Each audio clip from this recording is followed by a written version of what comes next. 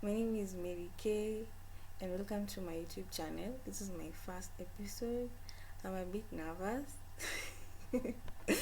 but I hope you like my videos. I hope you like the video, and I hope you gain from my content. Okay, I'll talk about myself. Okay, during this period of quarantine, I decided I want to do a vlog. I wanted to produce a content, and specifically for women in tech. I'm a developer by profession, so I decided I want to do a vlog on women in technology, but covering social factors, our experience as developers, how we live. Yeah, because there's so many videos out there, everything about developers. It's how to program using Node.js, login and authentication. So I wanted to do something different and specifically for women in technology. So this is my first episode, and I'll be giving my experience as a developer. So first and foremost, um, uh, I don't have experience like my I don't have background in BSc. I'm actually arts and humanities, and I decided I want to develop. I decided I want to be a programmer, and this is how it happened. So after completion campus, I was broke. So I decided, and a lot of my colleagues in development were all working. They could pay their bills comfortably. So I was under pressure. I was like, what do I do? I don't have a job, or okay, I actually had a job, but it was low paying job. And they were like, you can actually be a developer. You can actually train be a developer. You don't need certificates to be a developer. And that's when I made my decision to transition. And the thing about being a self-taught developer, that transitioning bit is the hardest, and it's actually what you need to successfully become a developer. Yeah. So what happened for me, for the longest time, I started with syntax like everybody else. I was all over W3 schools. It was helping. I could actually do my HTML. Of course, I didn't have it in my head. I was constantly copy pasting my code, and for the longest time, what I would do was HTML, CSS websites, and then I would transition to designing them on Photoshop UI, and I wasn't progressing much. I remember I wasn't progressing much. So actually, I discovered as a developer, you need a mentor. Apparently, every developer has a mentor, someone who guides them, someone who trains them. When the bug becomes too much, someone who helps them with their bug, someone they call and tell, hey, this is too much, please come in and assist. So I got my mentor. I got my first mentor. So my mentor introduced me to books. I did. I actually went through what I would call a syllabus coverage. Yes, syllabus coverage. So my first language of training was C. I remember it was C, and I was training with C detail how to program, and it was so hard. It was so hard. I remember I studied C for 6 months straight, and I had to go through the book like 3 times to grasp the contents.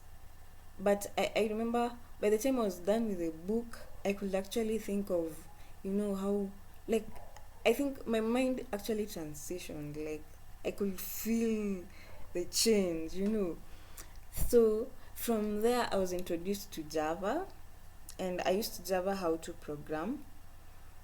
And I did Java in 3 months. I didn't have a hard time with Java because I think maybe, yeah, I was now set. I think I was now set. I was grasping the contents rather fast.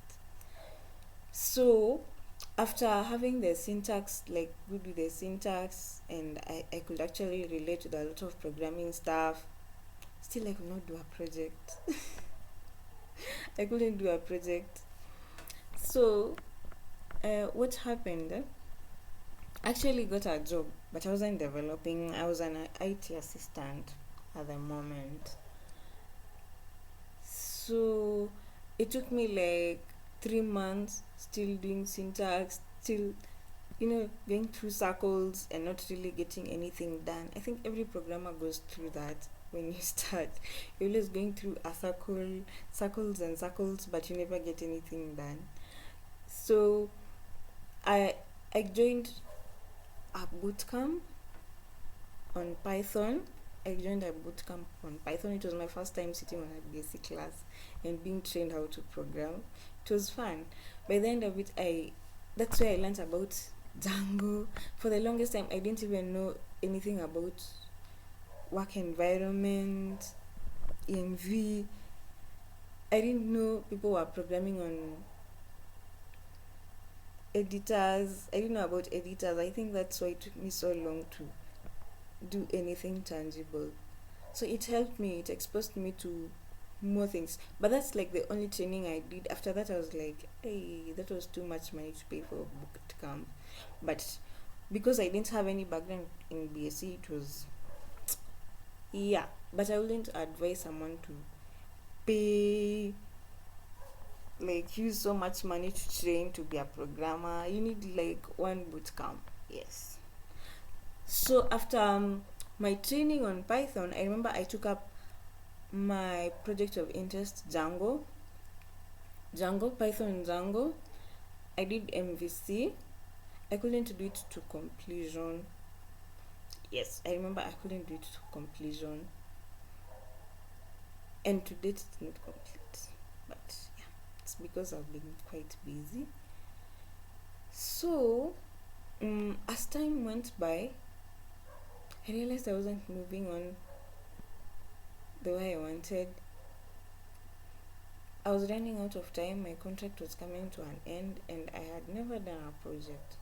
So I sat down and I started thinking, what is next for me? And that's why I started having a change of mind. A change of mind is so important for a developer, especially if you are transitioning. That's why I discovered the power of a changed mind. I decided I'm going to drop all my habits and commit to being a developer. I was actually programming, but the reason why I wasn't getting any output from it is because I hadn't actually transitioned into a developer. So I decided I will do these things. I moved from my house, the house I was living in. I moved to a different house, a more expensive house. I changed my closet. I changed the way I was doing everything around me. I changed my physical environment. I wanted a totally different physical environment because this is what I discovered. Developers are ambitious people, and there are people who are sort of dynamic. I'd say dynamic. They want to change the environment every time. So if you're the type of person who sticks around a place constantly, you're actually not a developer. Reason is developing languages change rapidly. So you need to have that state of mind that changes at that same pace. Like, you should be the type of person who wants to change their space every time, becoming a better person. That's the first thing I discovered about being a developer. And it was exciting. When I changed my space, I moved closer to the developers I knew. And that's when I did my first complete project. From scratch to development, being guided step by step. So from after doing my first project, I remember I was picked on for another project and a bigger project. And I think since then, I've been picking up projects. Like, I just get clients. I want this, I want that. Even from LinkedIn, I get projects from LinkedIn. I get people just sending me WhatsApp messages. I want a project. Like, from Nothing. From nothing. To date, I still can't believe it. But I think really my message is, if you want to be a developer, and especially if you are transitioning from arts, if you don't have a background in BSc, the trick about becoming a developer is the change of mind. When you get into this field, you realize that there are so many IT people who are not developing. Why? They've not discovered that trick to becoming a developer, a change of mind.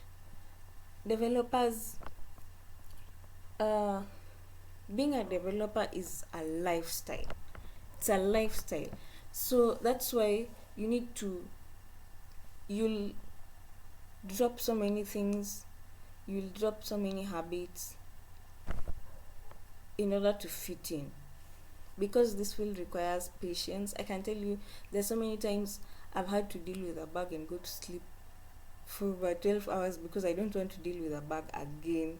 It requires patience, a lot of patience, especially if you are a lady and you're not used to sorting out things.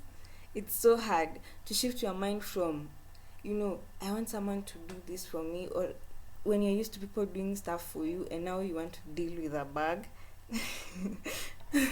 It's it takes time. It's hard. Change of mind.